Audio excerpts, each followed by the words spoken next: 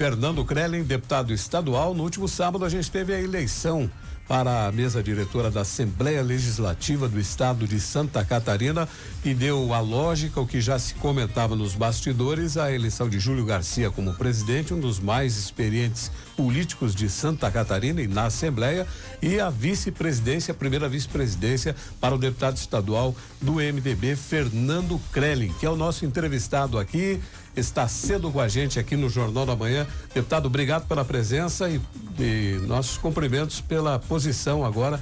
É o primeiro joinvilense, político joinvilense, a ocupar esse cargo. Bom dia a todos os ouvintes, bom dia César, bom dia Marcos. Bom dia. Para mim é uma honra, né? Estar aí sendo o primeiro joinvilense a assumir um papel de tamanha responsabilidade, que é a vice-presidência da Assembleia Legislativa, um papel, pela primeira vez na história, alguém nascido, criado, que mora aqui em Joinville. E agora me dá um orgulho, uma motivação, mas também uma responsabilidade enorme de representar nossa região e fazer um grande papel, principalmente na busca de recursos e investimentos para a cidade de Joinville.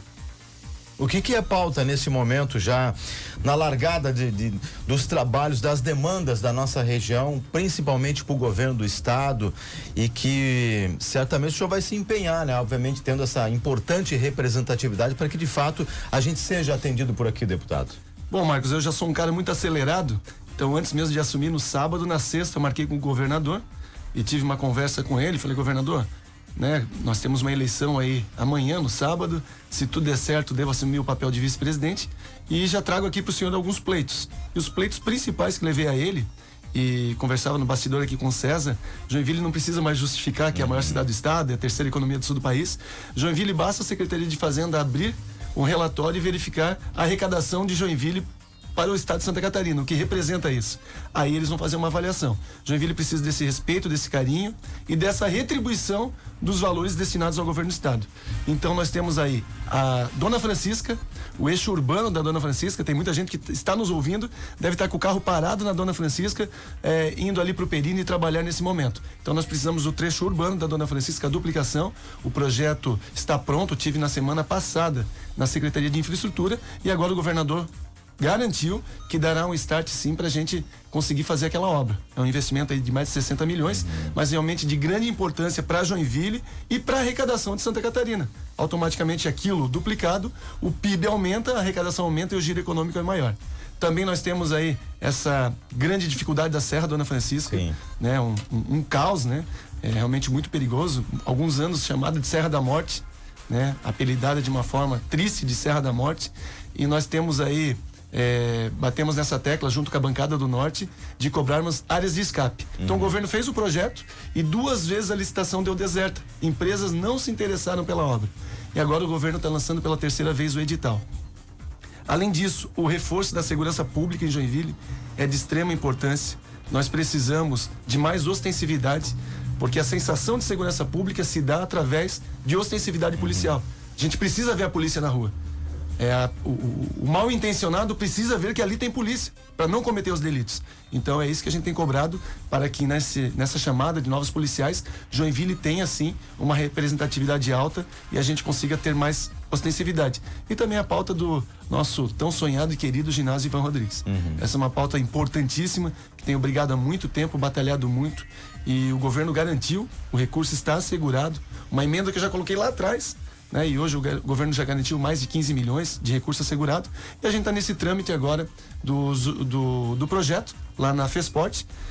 São mais de 10, 12 anos fechado aquele ginásio. Muitas pessoas falaram em alguns momentos que gostariam que aquele local fosse demolido e construído um novo ginásio. Tentamos isso, infelizmente por questões de recuos, tem rio ali próximo, não deu para fazer um novo ginásio ali, então a gente optou por uma reforma. Outras pessoas dizem, não precisa fazer o ginásio ali, deixa que faça um novo em outro lugar. Não, nós temos que ter 2. Nós temos que ter o novo, feito pela Prefeitura Municipal de Joinville, e nós temos que ter a devolução pelo governo do estado. A gente está vendo, deputado, imagens do ginásio. As imagens são de hoje cedo, inclusive, né? Hoje cedo essa imagem.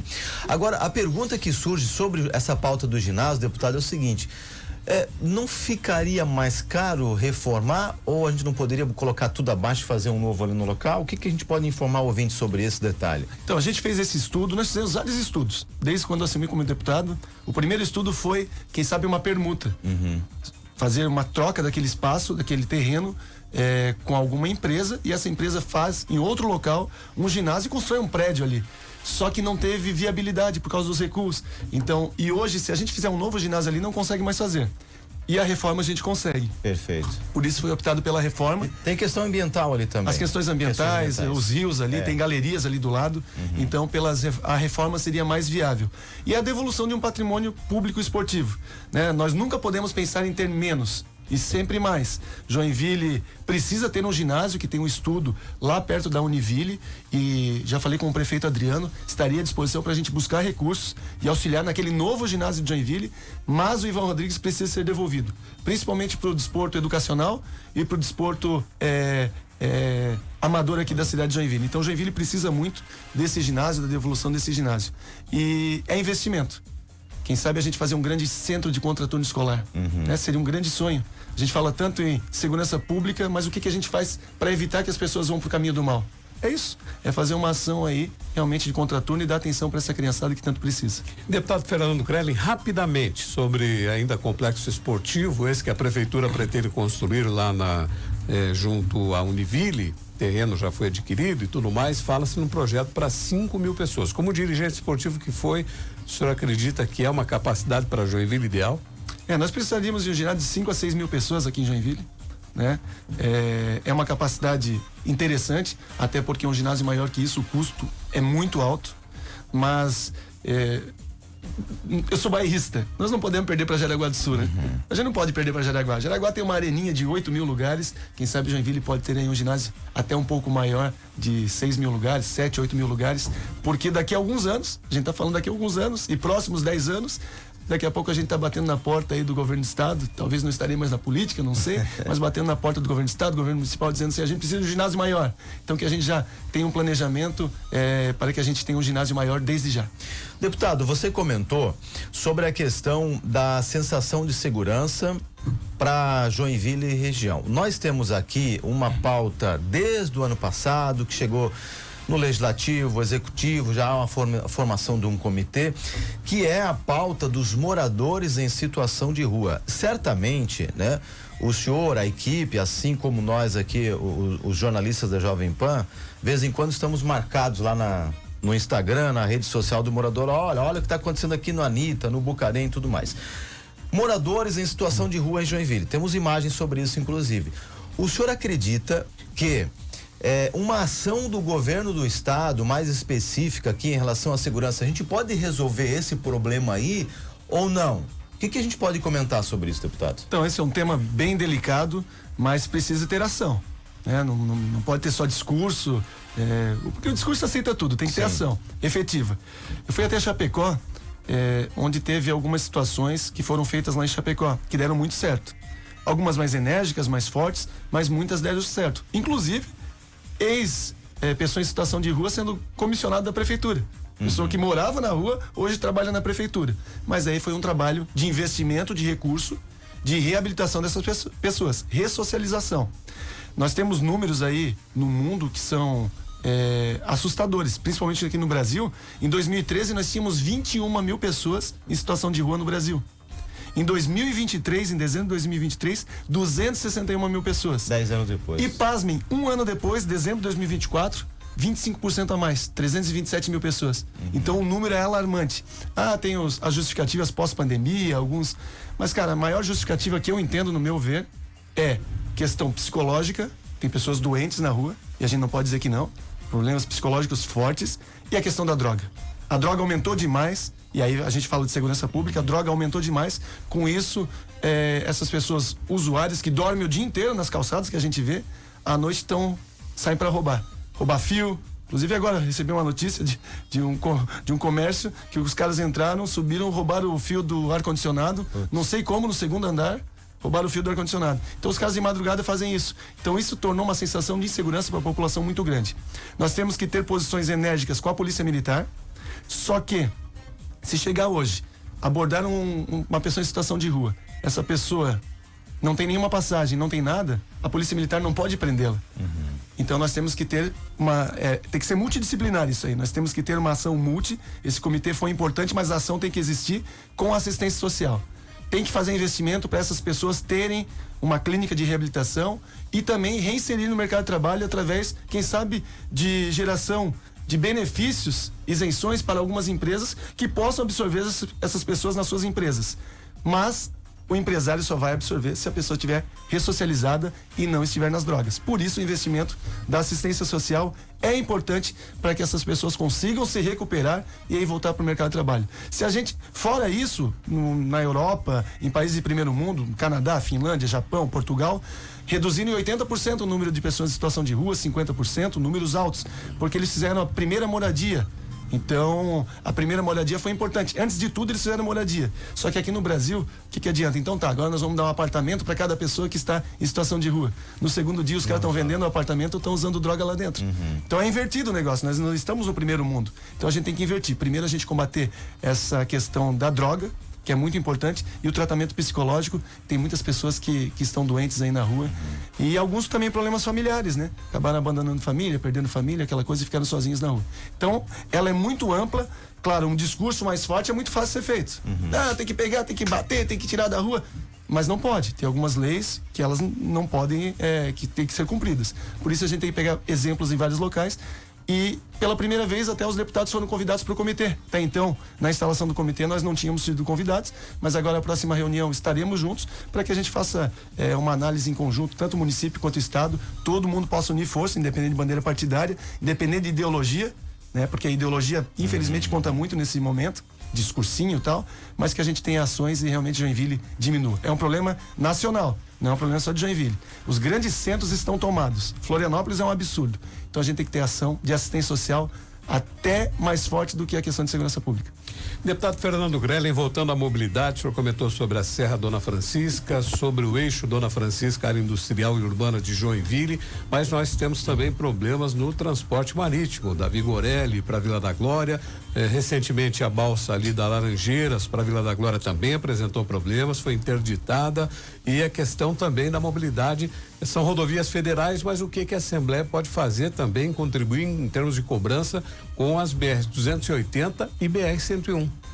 Então nós temos primeiro o ferryboat, que é uma vergonha que eu com todo respeito, é uma vergonha. Tive uma discussão forte com o dono da empresa. Um dia, numa reunião, ele falou que ele presta um serviço de ótima qualidade. Eu falei, não, é péssima. Vocês cobram bem, mas fazem um serviço de péssima qualidade. Aquele da Laranjeiras é uma administração municipal, é da Prefeitura de São Francisco, mas a ligação da Vila da Glória com a Vigorelli é do Estado. Essa questão do Estado, 25 anos, ela ficou sem nenhum tipo de contrato.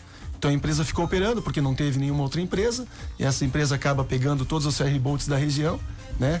E acaba fazendo essa administração sem o Estado ter nenhum instrumento jurídico para cobrá-la. Quando nós começamos no ano passado a fazer essa pressão, o Estado começou a se movimentar para fazer um instrumento jurídico. Foi aprovado na Assembleia uma possibilidade de chamamentos públicos com mais facilidade e menos burocracia que a licitação. Hoje as pessoas falam em licitação, mas licitação tem alguns processos que acabam, como acontece na Serra Dona Francisca, né? A empresa não aparece e acaba ficando sem o serviço prestado. E a gente fez mais fácil a questão do chamamento público. E também um instrumento jurídico que a Aresc, que é a agência de regulação, possa fazer fiscalizações naquele local. Inclusive a Aresc já notificou a empresa tem um prazo agora, acho que mais 15 dias, de fazer um relatório, e a Aresc vai enviar para o Ministério Público esse relatório. Teve algumas situações que ficaram à deriva. A balsa ali, vocês devem ter acompanhado e receberam muitas informações assim como nós, ficou à deriva, então tem um relatório sendo feito para daí sim essa empresa poder ser notificada, multada. A grande preocupação tem que tirar essa empresa, mas quem tem interesse de assumir o serviço? Vamos tirar a empresa? Beleza, tira a empresa, não tem ninguém prestando serviço, e aí como é que fica? Mas faz a ponte. Ok, questão ambiental. Olha a ponte do Ademar Garcia, quantos anos? 2013 começou o movimento. Agora começaram as obras, 12 anos depois. Mas tem a ponte de Guaratuba que está sendo feito 40 anos. Então, realmente, a ponte é o caminho. Só que tem um início. A Munesc está fazendo um pré-projeto de viabilidade, mas enquanto não fica pronto essas questões do projeto, nós temos que avançar. E avançando é cobrando a empresa, notificando, multando e abrindo o chamamento para que mais empresas possam se interessar por aquela causa, porque é um absurdo. É um absurdo. O valor que cobram pelo serviço prestado é muito insignificante, é muito caro, muito alto, e um serviço insignificante para a população. Dependendo desse relatório, deputado, que a empresa vai emitir aí nos próximos dias, o que a Alesc pode fazer diante desse caso? A Lesc agora tem um papel. A gente está numa pressão de fiscalização, cobrar o governo do estado, mas a ação efetiva e executiva cabe ao governo do estado. Ali teve uma confusão que a gente já identificou, que o governo do estado, quando fez a reforma administrativa, deixou uma parte do ferryboat na infraestrutura e uma parte no portos e aeroportos. Então fica mais ou menos, um joga pro outro. Sem dono. A gente identificou isso, foi para cima do governo do estado e agora eles vão fazer uma transferência total do serviço para portos e aeroportos. E aí tem um dono, né? Sim. Aí, a responsabilidade é minha, o secretário é minha. Então a gente está em cima agora para que tenha essa fusão, né? Que vá tudo para a Secretaria de Portos e Aeroportos e a gente possa cobrar do secretário. Deputado, queria voltar com o senhor o tema dos moradores em situação de rua, porque é o seguinte, a gente tem inclusive um projeto de lei de autoria de um vereador aqui de Joinville que propõe a criação de um programa de internação involuntária para dependentes químicos aqui na cidade. E certamente na rua tem sim dependentes químicos. Qual é a avaliação do senhor sobre esse projeto de lei? Bom, em Chapecó, quando eu estive lá conversando com o prefeito e investigando o que foi feito lá. Foi feito marketing ou foi feito ação de eficácia para a população?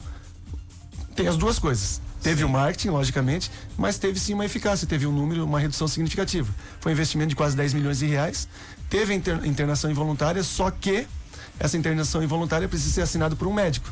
Então teve um médico que acabou aceitando isso, indicou essa internação para alguns usuários e através da indicação médica de um responsável técnico foi feita a internação. Mas esse é o único caminho. Não existe discurso, vai lá na rua, simplesmente pega o cara e interna. Não pode. Não pode. Então tem que ter uma indicação médica e através dessa indicação médica fazer sim a internação dessas pessoas. Porque a pessoa que está ali na rua, um usuário de droga, depende do grau que ele está de drogatização, ele não está nem raciocinando mais direito. Ele não sabe se ele vai, se ele não vai se internar. Primeira coisa que ele vai dizer, eu não quero. Cheguei um dia, o cara vai me pedir dinheiro, eu falei assim, cara, eu te arrumo um emprego. Ele falou, não, isso aí eu não quero, tô 10 anos na rua, pra que eu vou querer trabalhar? Então é muito difícil pra gente que ouve isso, é que o cara já não tá em sã consciência, então essa avaliação médica ela é importante para que isso possa ocorrer. Tem a questão que se você não dá nada, indica o restaurante popular que dá 3 refeições por dia. Alguns não querem ir porque tem que ter um cadastro, tem que ter um registro, muitos não têm documento e alguns também têm passagem pela polícia. César, se me permite bem rapidinho, essa é uma situação, para muitos está cômodo, com todo o respeito, né, Secretaria de Assistência Social, mas para muitos está cômodo. 3 refeições por dia, tem banho, tem desodorante, tem pente. Pai de família tá em casa chegando, depois tendo um salário mínimo, tendo que trabalhar, manter uma família, manter filho na escola. Não tem, às vezes, o que o cara tem. 3 refeições por dia, banho quente, chuveiro, não sei o que, sábado, pente. domingo e feriado. Sábado, domingo e feriado. Então, para alguns tá cômodo. Então, se fizer uma análise, uma avaliação macro, tá cômodo. Ah, mas tira tudo. Também não é assim. Faz um equilíbrio. O que precisa fazer é as ações de internação para que essas pessoas sejam tratadas. Isso é importante. É um tema que vai continuar na pauta, né, deputado? A gente perguntou hoje pro nosso ouvinte aqui pelo canal do YouTube Jovem Pan Joinville, ginásio Ivan Rodrigues em Joinville, o local deve ser reformado. 9% responderam que são contra e 82% são a favor. Acredito que esse resultado tem muito em razão da explicação até que o senhor deu, ok? Em relação à questão ali ambientais e tudo mais, e que neste momento é mais viável, então, um projeto, né, para reformar o Ivan Rodrigues aqui na cidade. Pra gente finalizar, deputado, é um ano importante politicamente falando, né? Com representatividades que a gente tem lá na Lesc. O que a gente espera para 2025 em relação a Joinville, né? No cenário, nós temos o senhor que é daqui da região, temos o deputado Maurício Peixe que assumiu definitivamente. Agora Joinville vai conseguir, né? Colocar suas pautas e ter seus projetos aprovados? O primeiro ponto é uma boa relação entre os parlamentares daqui, né? Então isso a nossa relação é muito boa com o Sargento Lima, com o Maurício Peixe, com o Matheus Cadorim, uma relação ótima da bancada do Norte, a qual coordenei nesses 2 últimos anos. Agora a gente fará a troca, mas a primeira coisa é ser bairrista. Se tu quer defender a tua cidade, tem que ser bairrista. Tem que chegar na tribuna da Assembleia e bater e dizer, eu sou de Joinville, eu defendo Joinville, é a maior cidade do estado, vai lá no governador, tô falando aqui por Joinville, 700 mil habitantes, e tem que ser bairrista e defender, e bater nessa tecla, pra gente conseguir recursos. E para conseguir esses recursos e investimentos, isoladamente, ninguém vai conseguir. Nós temos que nos unir, sim, as bandeiras partidárias e ideológicas ficarem bem longe. Ano que vem é ano eleitoral, as pessoas definem e decidam em quem vão votar, mas esse ano ou durante o nosso mandato, a gente precisa estar unido para buscar esses pleitos. E são pleitos importantes e que mudam a vida das pessoas. Tem um pleito muito importante que eu estou agora, através de emenda parlamentar minha, e uma junção de forças aí com o governo do estado também, tentar trazer o primeiro núcleo de diagnóstico e tratamento terapias do autismo, um dos primeiros do Brasil, no mesmo local. Então a gente está conversando com o Hospital Betesda, tem uma emenda, talvez a maior emenda que eu já mandei para algum lugar, eu vou destinar para isso. São 4.000 crianças que estão na fila hoje do SUS para, imagina, para terapias. O pai que tem dinheiro vai lá e faz a terapia para o filho. Tem mãezinha que não tem nem o Uber, não consegue nem se deslocar para levar o filho. Então isso é uma coisa que eu peguei e abracei essa causa, e vai ser uma emenda de 2,3 milhões. Estou conseguindo com a dona Ivete mais 2 milhões, serão 4 milhões e poucos de reais, que a gente vai fazer um grande centro de diagnóstico, porque o diagnóstico precisa ser precoce antes dos 3 anos, para a gente conseguir fazer realmente um avanço significativo. E aí as terapias que serão no mesmo local, desde a terapia de fonoaudiólogo, psicólogo, terapia ocupacional e até ecoterapia. Então esse é um sonho que a gente tem para 2025 e 2026 para colocar em prática. Vamos esperar então. Deputado, obrigado pelo bate-papo, começando a semana informando o ouvinte da Jovem Pan Joinville sobre as ações, as pautas. Sucesso, né, nesse novo desafio na vice-presidência da LESC, momento histórico para Joinville, vai ser um ano de muito trabalho, e volte quando puder e quiser para a gente comentar sobre os assuntos, porque sim, a gente tem que ser bairrista e defender a nossa cidade. Marcos, César, muito obrigado, e muito obrigado por vocês colocarem essas pautas aqui no Jornal da Manhã, aqui na Jovem Pan. Isso nos ajuda muito como parlamentar. A pressão de vocês, a cobrança de vocês, a oportunidade que nos dão de fala, nos ajuda muito a chegar no governo do estado e dizer: eu sou de Joinville e Joinville merece atenção. Obrigado. Obrigado, boa semana.